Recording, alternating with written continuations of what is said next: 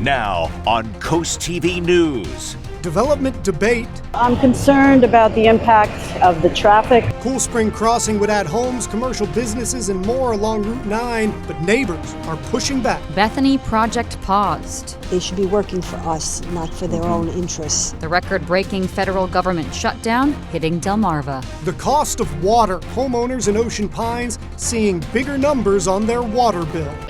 This is CoastTV News at 6. This land, the spot for possibly thousands of homes and shops. Good evening. I'm Madeline Overturf. And I'm Charlie Sakaitis. Welcome to our News at 6. Our top story tonight is a planned Sussex County community called Cool Spring Crossing, which is drawing both critique and support. This is what Cool Spring Crossing on Route 9 and Cool Spring Road in the Harbison area could look like. Apartments, houses, stores, hotels, even a YMCA. CoastTV News reporter Emma Aiken is live in Georgetown. Emma, the public hearing about Cool Spring Crossing is still going on. Maddie, here at Sussex County Council, it's now approaching hour 6 of the public hearing in there about Cool Spring Crossing. And we learned some new important information today. The attorney for the developer basically says they're going to build on this land no matter what. So even if Cool Spring Crossing gets denied as it's planned now, they are still planning to build about 1,200 single-family homes, just without the commercial space or the workforce housing. So the attorney for the developer says the Cool Spring Crossing plan is vastly superior to the cluster subdivision that they would fall back on if this is denied. A full house at Tuesday's Sussex County Council meeting. People in attendance to hear about the 637-acre mixed-use development called Cool Spring Crossing, proposed for Route 9 and Cool Spring Road. The developer wants to build 1,922 homes, including some deemed workforce housing and an assisted living facility, a YMCA, restaurants, a grocery store, a hotel, retail space, and more. Henry Sherwood, who walks the nearby trail, says the project is just too big. I'm all for development in Delaware, but with a lot of thought before you say yes, especially something that large. The developer of Cool Spring Crossing says the construction activity alone will generate $1.3 billion into the state's economy and generate over 6,400 full-time jobs. But Sue Parmalee, who lives nearby, says the infrastructure isn't in place for the development. I'm concerned about the impact of the traffic that's going to be created, the impact on medical services, ambulance, fire, police, all of it, and also the schools. At Tuesday's meeting, the attorney for the developer explained why the land use map should be changed from low density to a coastal area to allow for this development, saying the area is no longer rural in character due to its water and sewer resources and its proximity to a medical facility. But hundreds of people feel otherwise. The attorney for the developer also reiterated today that if approved, Cool Spring Crossing would be built during multiple phases over a 20-year time frame, estimated to be complete in 2048. Reporting live here in Georgetown, Emma Aiken, Coast TV News. And let's talk about why Cool Springs attorney mentioned the alternative to this plan, a cluster subdivision. The 637-acre Cool Spring property is zoned agricultural residential, also called AR1. Now, under Sussex County Code, up to 2 homes per 1 acre can be built on AR1 properties. So that 600-acre property could have 1,200 homes by right. By right means it strictly adheres to code, and this is key, it's almost impossible to deny. That's why developers who get commercial projects like Cool Springs or Atlantic Fields, if those do get shot down, almost always the land just becomes single-family homes, as that is allowed by right. And all of this brings us into our Coast TV poll for the evening. We want to know, would you rather see more housing or more commercial development on the coast? Let's take a look at the updated results from last news hour. Well, it's ticked up 1%, 97% say commercial, and 3% say housing. I didn't think it could go any higher there. We have a comment from Michelle in Lewis. She says, the county and state need to stop all the development. The stores and hospitals and doctors' offices are not able to keep up with all the influx of people. If you haven't voted yet or left a comment, you can do that right now at coasttv.com or our mobile app, and we'll have updated results at 11. The Loop Canal in Bethany Beach was set to get a retaining wall to fight flooding, but the record-breaking government shutdown has shut down that project at least for now. Coast TV News reporter Brandon Ferguson is live in Bethany Beach. Brandon, no physical work started yet. Charlie, the 855-foot retaining wall would go on this side of the canal. It's going to be hard to see here in the dark, but it will go right here where I'm standing. And so far, Bethany Beach has done a lot of preliminary work for this project, engineering studies and design and issue resolution. But the reason for the pause on this project, well, Bethany Town Manager says the effect on the necessary U.S. Army Corps of Engineers review of the dam is now held up because of the government shutdown. One man that has experienced flooding since moving to Bethany in 1999 says he wants the wall up now, but isn't confident about when it will be done. They've been talking about it for a long time. Like I said, longer than it took to build the Grand Coulee Dam or the Hoover Dam, they've been talking about this dam, so I'm a bit skeptical. The town says once the federal government shutdown does end, they can renew their consultation process with the U.S. Army Corps of Engineers. And then after that, the permitting process begins. The town expects that to last anywhere from a year to a year and a half. Live in Bethany Beach, Brandon Ferguson, Coast TV News. A teenager has been charged in connection with a bomb threat in the Milford School District. Police say yesterday an emailed bomb threat targeted Milford Central Academy, forcing an evacuation, as well as the nearby Milford High School. Both campuses were declared safe after 1 p.m. Investigators say they traced the threat to a 13-year-old boy in Seaford, not a student in the district. Police say a parent turned the child in today, who is facing one felony count of terroristic threatening. A fire erupted today at a tire shop in Dagsboro. Our Coast Copter was over the scene at B&E Tire and Auto on Quarter Mile Road. You can see here as they are fighting the fire. Details limited right now, but we know the call came in around 2:40 p.m. You can see crews working. You can see smoke right here and flames.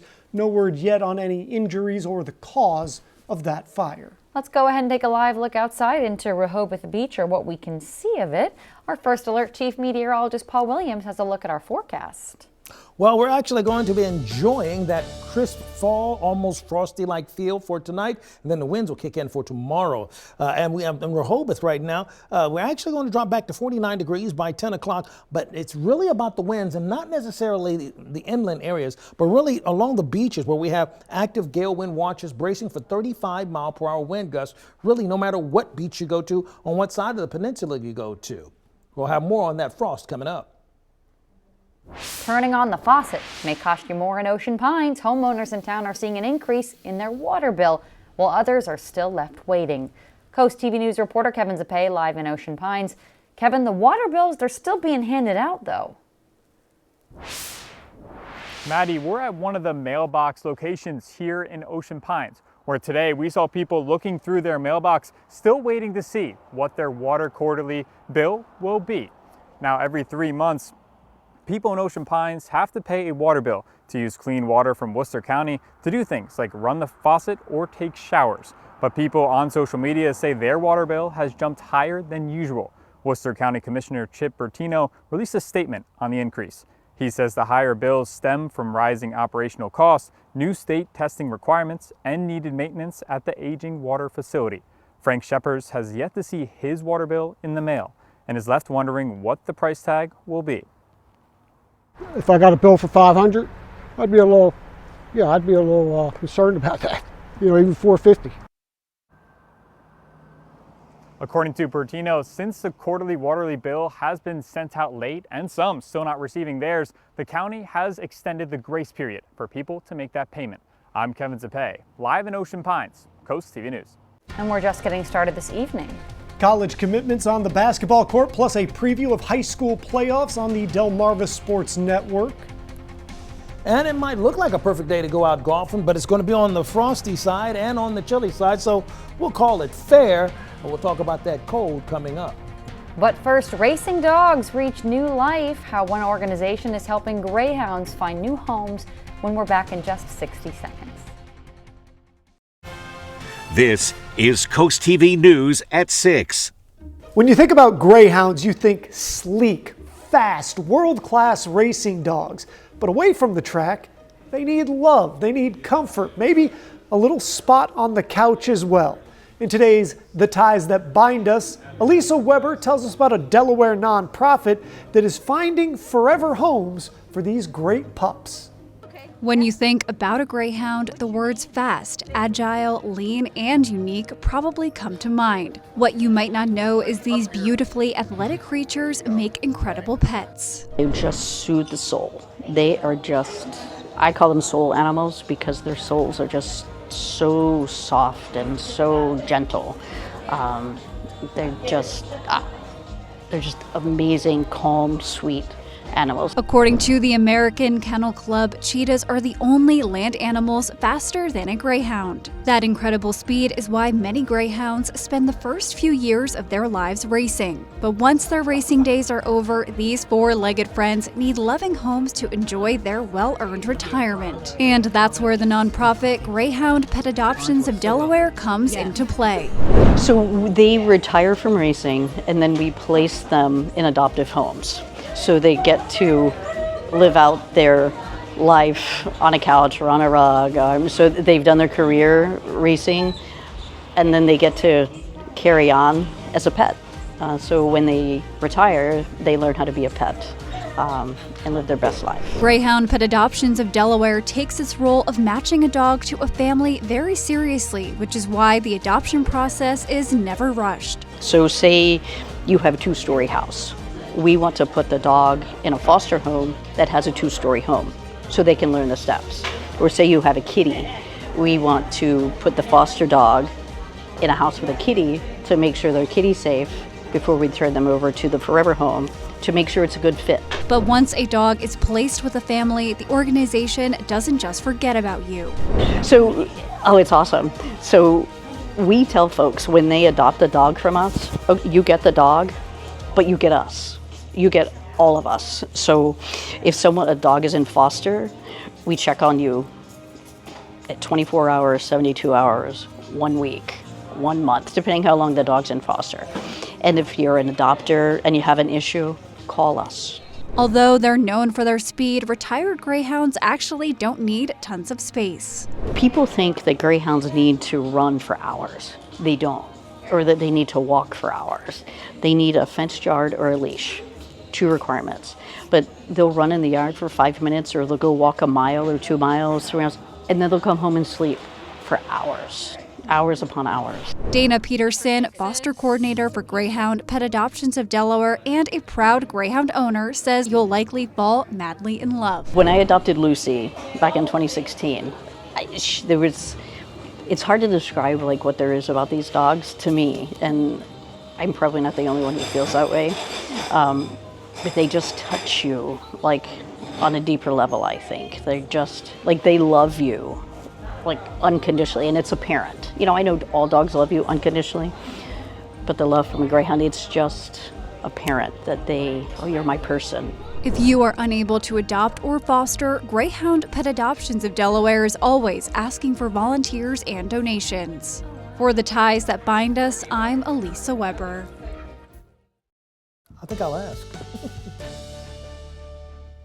Before we get started, I'm looking at this out here in the water in Ocean City. I don't know what this is. If anybody has an idea what that is, could you hit us on our website or our Facebook page? I'm kind of curious. Anyway, our forecast, it's still going. It's weird. It almost looks spooky. Anyway, okay, 55 degrees actually in Ocean City, 49 and clear skies for tonight by the 10 o'clock hour. Now, we do have gale wind watches in effect across the entire Delmarva Peninsula. This is talking about 35-mile-per-hour wind gusts. This is a step above, the small craft advisory. So we're talking about really active winds along with some really vicious waves that can go right along with it. But this is just for the shoreline where the winds are going to stay active. Inland, we're actually going to be bracing for it to get a little frosty tonight because the winds are going to calm down. But just to kind of show you that we're in a general windy situation for the Northeast, we have high wind watch in effect that goes all the way up towards Pennsylvania, actually, bracing for 35-mile-per-hour winds. A trough that's pushing across right now is helping to create more in the way of winds, but not necessarily precipitation. Temperatures, 46, Long Neck, 48 in Millsboro, Gumboro, Laurel, Seaford, as well as Georgetown and Del Mar. So with the winds alone, I say it's sweater weather, okay? Because even for tonight we're going to drop to like 37 degrees from Wednesday night going to Thursday as well. So we're looking for a chill that's going to be in the air. That's going to pick up for us massively by Thursday. And then next Monday, I'm just going to have to show you that, okay? But anyway, here we go. We're looking at the winds out of the southwest for us on Wednesday in the evening time, 34 degrees. But then it comes out of the northwest at that same rate for Thursday. Now, the direction in which the wind is coming out of makes the difference between a comfortable wind and a, oh my goodness, let me grab my coat wind. Now, this is the oh my goodness, let me grab my coat wind on Thursday morning, and then the winds will continue. Then they'll shift out of the south by the time we get to Friday. But Wednesday, it's breezy with the winds out of the south, but it's still blustery in Rehoboth, Dewey, Ocean City, and Chincoteague, even though we're expecting the temperatures to approach the 70-degree mark.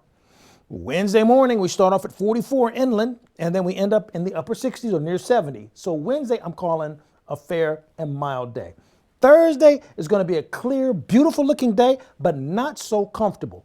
Clear, sunny, but not comfortable if you walk out there without sleeves or a jacket or something. It's just going to be uncomfortable. And then Friday morning, we start chilling down to the 30s. Then the next round of rain, Saturday, we may see a sprinkle, but now it's looking like Sunday. Looks like we'll have a better chance of some showers really showing up. So let's recap.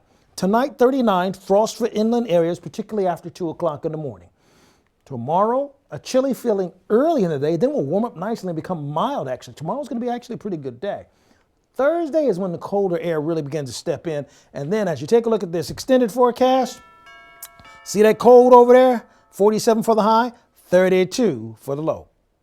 Delmarva Sports Network from the Wawa Studios. Good evening, sports fans. We got to see Arizona Compass Prep at the Governor's Challenge tournament a season ago. Right here in Salisbury, Caden House made a splash. The son of Boston Celtics champion Eddie House, Caden will be making his way to the Free State. The 4-star recruit will be taking his talents to the University of Maryland. The 6'3" shooting guard is a top 50 overall recruit in the 2026 class. And DSN will be hitting the road to broadcast the first round of the MPSSAA playoffs. Hammond will take on Easton in Class 2A, 1A East, and the Delmarva Sports Network will be broadcasting the battle live. Our coverage will start at 5:30 p.m. with the Scoops and Scores pregame show, followed by kickoff at 6 o'clock. You can watch for free over the air or on the road by subscribing to DSN Plus today. The Division I Field Hockey State Finals in Delaware have been set. 2 Henlopen North teams, Cape Henlopen and Smyrna. Earlier this season, Smyrna defeated the Vikings. Last year, Cape Henlopen beat the Eagles in this very game. Highlights of this contest will be on the Final Score Friday night at 11 o'clock. Have a great night, everybody.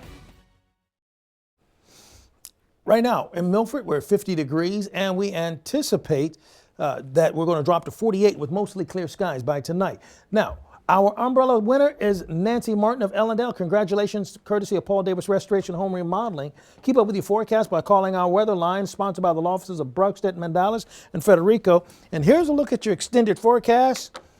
And this is where I do my imitation of Tony Montana and say hello to the bad guy. Because Monday, we're going to drop to 32 degrees. Oh, well, that's a fine how do you do. Hey, who put this forecast together? Me. And you did your job. Thank you, Paul, and thank you for joining us here for Coast TV News at 6. For more news, more local weather, even if it's cold, download our Coast TV News app. The NBC Nightly News is up next. And we'll see you later tonight for Coast TV News at 11. Have a great evening.